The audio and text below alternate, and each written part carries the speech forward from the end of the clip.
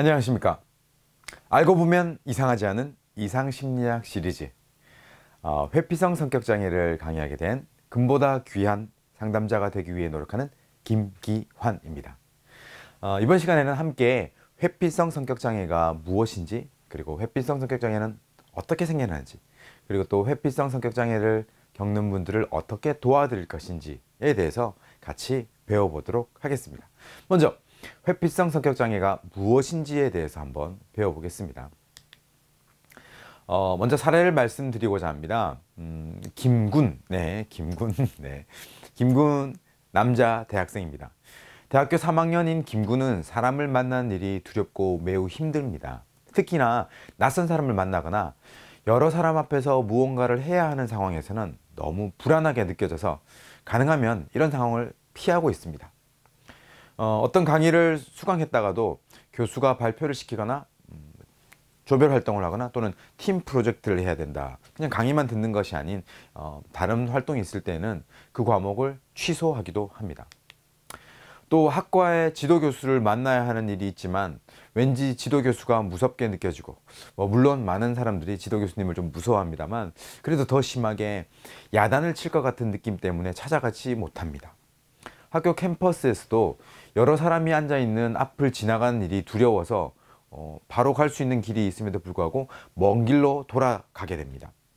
버스나 전철을 탈 때에도 다른 사람들이 자신을 쳐다보면 무언가 자기에 대해서 흉을 볼까봐 긴장하게 됩니다.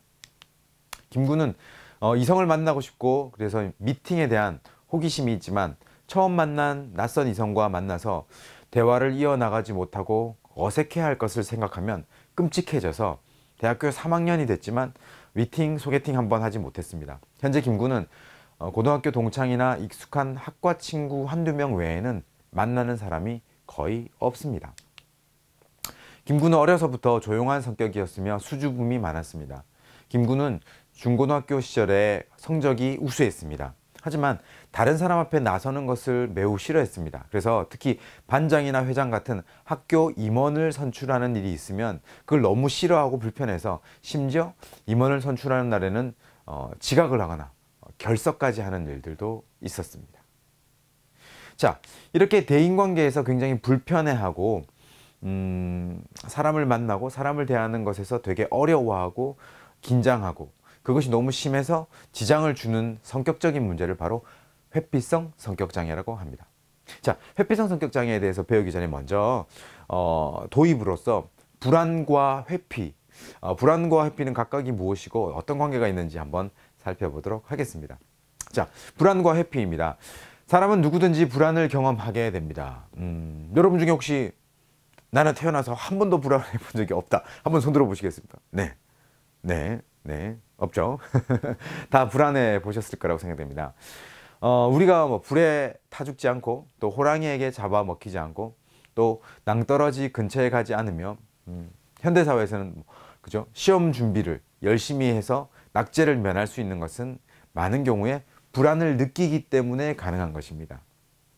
만약에 여러분이 시험을 앞두고도 하나도 안 불안하다면 정말 과연 공부를 할까요? 자, 그만큼 불안은 필요한 측면이 있다는 것이죠.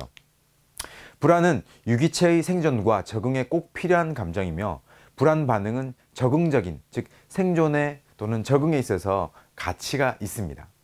불안, 앵자이어티는 실제적 혹은 상상적 위협에 대한 유기체의 반응으로서, 불안에는 불안과 관련된 신체 생리적 반응에 회피 또는 도피 반응이 동반이 됩니다. 우리가 많이 아는 것처럼 불안은 우리가 긴장되고 두려움을 느낄 때 일어나는 감정이고, 그럴 때 우리가 자율신경계에서 교감신경계, 부교감신경계 중에서 교감신경계의 흥분이 일어납니다. 교감신경계의 흥분은 우리가 많이 말하는 것처럼 땀이 나고 심장박동이 뛰고 그리고 두려움을 느끼고 동공이 확대되고 이런 거죠. 그래서 우리가 보통 이야기할 때 그런 농담 삼아 이야기를 하죠. 학교에서 불량 학생이 그죠? 네, 화장실에서 담배를 피다가 야, 교감 선생님 떴다 할 때 어떻게 합니까? 딱 던지고 끄고 튈 때 생기는 그 반응을 교감신경계의 반응이다, 이렇게 약간 암기하기 쉽게 하려고 하는데, 바로 불안 반응이 그때 일어나는데요. 그때 특징적인 것 중에 하나가 바로 회피 또는 도피 반응입니다. 자, 그러면 회피 또는 도피는 무엇인가 조금 구분을 해보겠습니다. 회피, avoid라고 하는데요.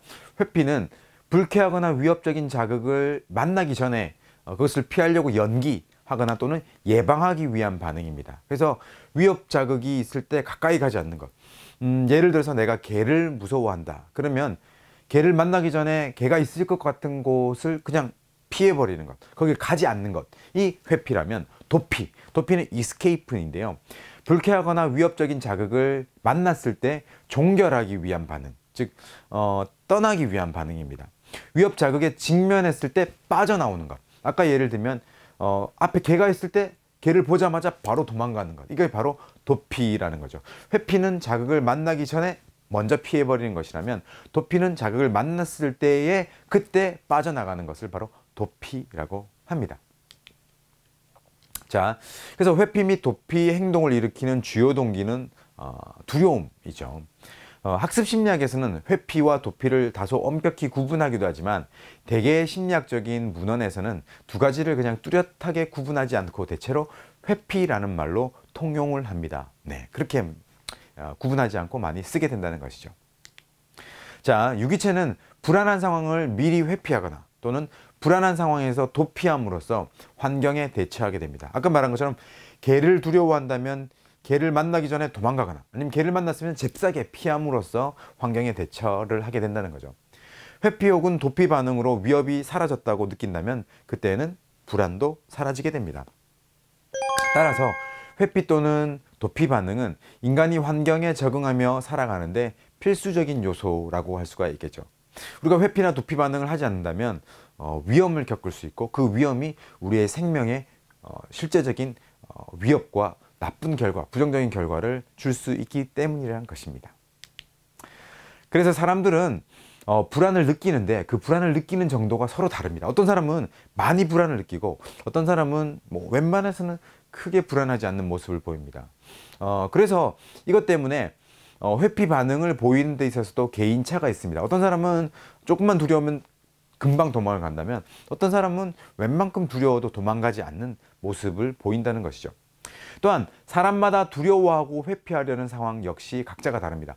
어떤 사람은 개를 두려워한다면 어떤 사람은 뱀을 두려워한다면 어떤 사람은 전혀 그런 걸 두려워하지 않는데 뭐 나쁜 일이 일어날까 봐 예를 들어서 뭐 교통사고가 나면 어떡하나? 이런 걸 두려워하는 사람이 있고요. 또 어떤 사람은 그것보다 대인관계에서 저 사람이 나를 싫어하면 어떡하나? 저 사람이 나를 안 좋게 보면 어떡하나? 저 사람이 나를 비난하면 어떡하나? 이런 두려움들, 각자가 두려워하는 상황이 다른데 방금 말씀드렸던 회피나 비난이나 비판, 나를 안 좋게 보면 어떡하나? 이런 거에 대한 두려움이 매우 큰 사람을 바로 회피성 성격장애에 가깝다고 말할 수가 있겠습니다. 자, 회피성 성격장애를 지닌 사람들이 두려워하는 대상은 바로 대인관계입니다. 인간관계를 두려워한다는 거죠.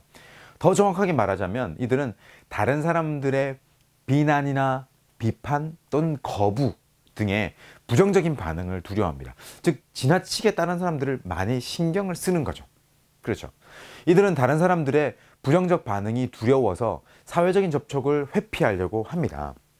그렇기 때문에 우리가 이제 회피성 성격장애라고 하니까 회피성이라는 말 때문에 이런 분들이 모든 상황을 회피하는 것으로 오해해서는 안 됩니다. 모든 걸 다 뭐 자동차도 회피하고 학교 가는 것도 회피하고 개도 회피하고 높은 것도 회피하고 이런 것이 아니라는 거죠.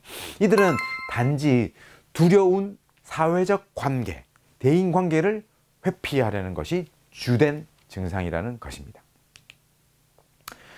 그래서 특정한 일이나 직업을 회피하는 것도 그 자체가 두려워서라기보다는 그것이 요구하는 대인관계가 두려워서 나타내는 회피인 경우가 많습니다. 예를 들면 이런 회피성 성격장애를 가진 분들은 일을 하거나 직업을 가질지라도 사람들과 접촉이 많은 일이나 직업은 피하게 됩니다. 그래서 사람을 만나는 것 때문에 사람들과 함께하는 직업 자체를 안 가지려고 하기도 하고요. 또는 이제 직업을 가지더라도 뭐 마찬가지 말입니다만 혼자 하는 일, 뭐 컴퓨터 프로그래밍이라든지 물론 프로그래밍도 혼자 하긴 힘듭니다만 혼자 하는 일을 하거나 아니면 좀 덜 관계를 맺거나 어떤 그 관계에서 위계 있잖아요. 뭐 상사, 그죠? 뭐 부하 이런 관계를 되게 싫어하고 이런 거 영향을 덜 받으려고 해서 오히려 그죠? 자기는 이제 뭐 치열한 직장 관계 회사에 하지 않을 거예요 하고 뭐 일찌감치 공무원 시험이나 뭐 다른 것들 준비하고 또 뭐 교사 이런 시험들을 미리 준비하는 분들도 많이 보았습니다. 물론 뭐 공무원이나 교사라고 해서 인간관계나 위계관계가 없는 건 아닙니다만 그래도 좀 덜할 거라고 생각이 돼서 일찌감치 학교 졸업하자마자 이제 취업 기업에 들어갈 생각을 하지 않고 바로 시험 준비를 하는 경우들도 제가 많이 보았습니다.